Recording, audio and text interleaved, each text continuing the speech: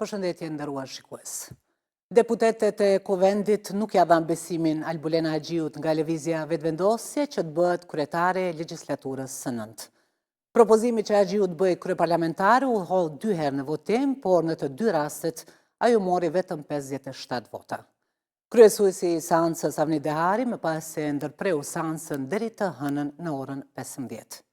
Pavarësisht dështimit, Haxhiu tha se i përket vetëvendosjes ta bëj propozimin e radhës dhe se emri i kandidatit do të jetë i njëjtë. Paraprakisht, deputetët miratuan raportin e Komisionit për verifikimin e mandateve. Ata po ashtu bën betimin si deputet të legjislaturës së 9 të dalë nga zgjedhjet e 9 shkurtit. Ndjekim në vazhdim deklaratat e deputetëve pas dështimit të zgjedhjes së Albulena Haxhiut, kryetare e Kuvendit Kosovës, propozuar nga Partia Vetëvendosje. Kemi ardhur me konstitut Kuvendit, me zgjedh kryetaren ose kryetarin, me nënkryetar, edhe pastaj me kalun hapa tjerë kushtetues në fatet kushtetues. Duhet të votohet, po jo për neve. Ai duhet të votohet nga këta që e kanë përgjegjësinë, jo për neve. Të gjithë këta, të cilët sot e kanë bërë betimin, kanë bërë shkelje duke ushtru funksionin e kryeministrit respektivisht ministrave. Dhe lidhja demokratike e Kosovës do të bëj kallëzim penal lidhur me ushtrimin e mandatit që këta e kanë bë nga data 27 mars deri më sot. Jemi dëshmitar të shpërfaqjes së hipokrizisë të partive politike PDK, LDK, AK dhe Lista Srpska, në të cilën e kanë demonstruar hipokrizinë dhe paftyrsinë e tyre duke e mohuar madje edhe veten e tyre dhe për të aprovuar ose miratuar propozimin e Komisionit të verifikimit të mandateve që do duhet të ishte realizuar para 4 ditësh. Tash jemi në një momentum të ri, ku ne kemi bërë përpjekjen e parë për të zgjedhur kryetarin e Kuvendit dhe është shumë e rëndësishme për opinionin që të dihet se ose të ritheksohet edhe një herë se e drejta për zgjedhjen e kryetarit të Kuvendit i takon ekskluzivisht dhe vetëm grupit më të madh parlamentar. Kështu që përmes kësaj konferencës për media, unë i bëj thirrje edhe një herë opozitës që mos të vonojnë vendin për 48 orë do të thotë në ardhje ose 4 ditë të tjera ose me muaj të tërë. Ta çojmë në nivel tjetër demokracinë kosovare, këtë tempo të demokracisë. Ne për ditë duhet të angazhojmë i përmirësimin e shtetit tonë, institucioneve tona, pjekurinë e shtetit tonë, kështu që sot besoj është lajm i mirë me vetë faktin që tani më Kosova i ka parlamentin, tani më Kosova i ka deputetët dhe deputetët jam i bindur dal nga dal do të gjejnë rrugë për hapat e tjerë. Jemi hinë në fazën e konstituimit të Kuvendit, edhe unë besoj që shumë shpejt edhe këto pjesë tjera që kanë mbetur pa përfunduar do të përfundojnë dhe mbetet që sipas ligjit dhe kushtetutës të konstituohet Kuvendi dhe qeveria ashtu siç i kërkon ligji dhe kushtetuta. Është ndarë nga jeta gazetari i njohur dhe ish drejtori i përgjithshëm i Radio-Televizionit të Kosovës, Sulejman Shaqiri. Shaqiri rrugtimin e tij profesional në gazetari e filloi në vitet e 80-ta, duke lënë gjurmë në secilin institucion ku punoi. Telegram ngushëllimi është drejtuar familjes në emër të menaxhmentit dhe punëtorëve të Radio-Televizionit të Kosovës.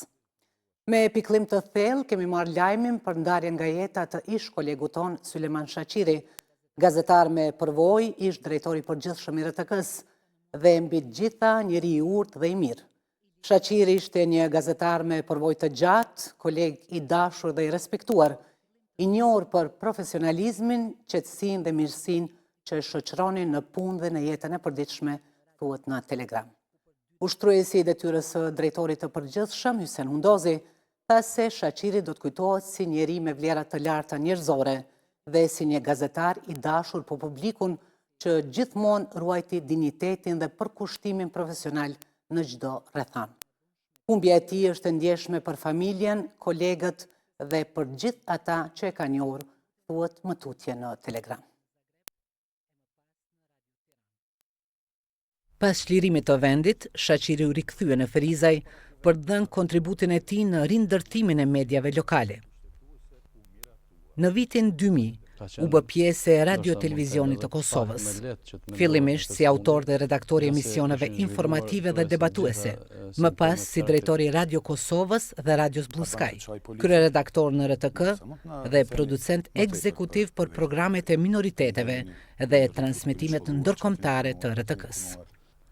Në vitin 2010 arriti në kulmin e karrierës së tij, duke u emëruar drejtor i përgjithshëm i Radio Televizionit të Kosovës. Karrierën e tij Shaqiri vazhdoi në RTK deri në ditën e pensionimit. Sulejman Shaqiri do të përkujtohet për herë si njeri i afërt, i përkushtuar e me virtyte të larta njerëzore. Ai la pas vetes bashkëshortën dhe 4 vajza. Me rastin e vdekjes së kolegut Sulejman Shaqiri, familja e të ndjerit në bashkëpunim me komunën e Ferizajt dhe klubin e gazetarëve Hakip Braha në Ferizaj organizua mbledhje komemorative në kujtim të jetës dhe veprës së tij. Sot Ferizaj është në zi, humbëm bashkëqytetar në rradhë, humbëm një nga emrat më të ndritur të gazetarisë, qytetarisë nga plejada e parë e saj, humbëm të papërsëritshmin gazetar Sulejman Shaqiri. Veprimtaria e tij jetësore ishte një mision për të vërtetën, një mision për të mirën publike, një mision që gjithë jetën e tij e kreu me sukses e ndershmëri. Veprën e tij e shuan jo vetëm profesionalizmi i lartë, por edhe përkushtimi i veçantë e virtytet më të lira njerëzore që mishrohen me emrin e tij. Prania juaj është një ngushëllim i madh për ne në këtë ditë të dëmshme. Babi ishte më shumë se një gazetar i përkushtuar dhe zë i lirë në kohë të vështira. Për dekada me radhë, ai i dha zë të vërtetës, mbrojti lirinë e fjalës dhe la gjurmë të pashlyeshme në gazetarinë shqiptare.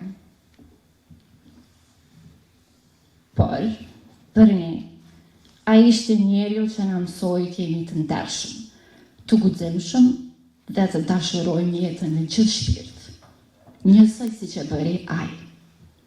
Sot, edhe pse dhimbja është e madhe, ne ndjehemi krenar që e kemi pas për krah një njeri kaq të veçantë.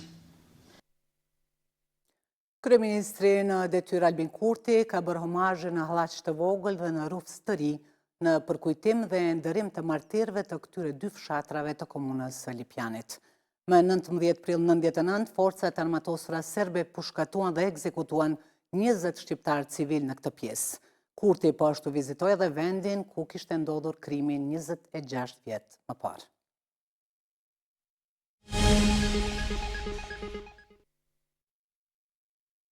Është mbajtur protesta e radhës e iniciativës Asnjë cent më shumë për të kundërshtuar shtrejtimin e energjisë elektrike. Organizatorët kanë kërkuar nga kuvendi që ta shkarkojë bordin e zyrës së rregullatorit të energjisë dhe ta pezullojnë vendimin. Grupi Asnjë cent më shumë ka mbajtur protestën e tretë me radhë kundër vendimit të ZRE-s për ngritjen e tarifave të energjisë elektrike për 16.1%. Fillimisht ky grup i protestuesve janë dalur para hyrjes së kuvendit, në të njëjtën kohë kur ishte duke mbajtur seanca konstituive, duke vazhduar më pas marshin deri te Ministria e Ekonomisë. Kjo dhe thirrje të tjera kundër shtrëngtimit të energjisë elektrike u dëgjuan në sheshet e Prishtinës. Ne nuk do të heshtim. Nuk ka lidhje, jemi shumë pak. Një rritje e tillë e tarifave nga qytetarët po shihet si vendim i papërballueshëm për ta. Valloj, me pensioner 120 euro, çka bën? Kjo është katastrofë. Organizatorët e protestës kanë kërkuar nga kuvendi që ta shkarkojnë bordin e zyrës së rregullatorit të energjisë, që është në mbledhjen e parë pas konstituimit.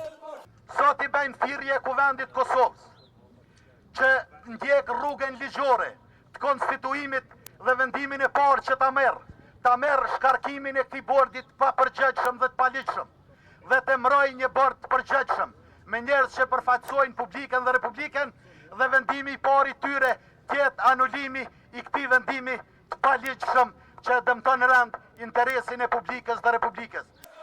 Të tjerë aktivistë thonë se protestat e radhës nuk do t'jenë të qeta në rast se bordi i ZRE-s nuk shkarkohet.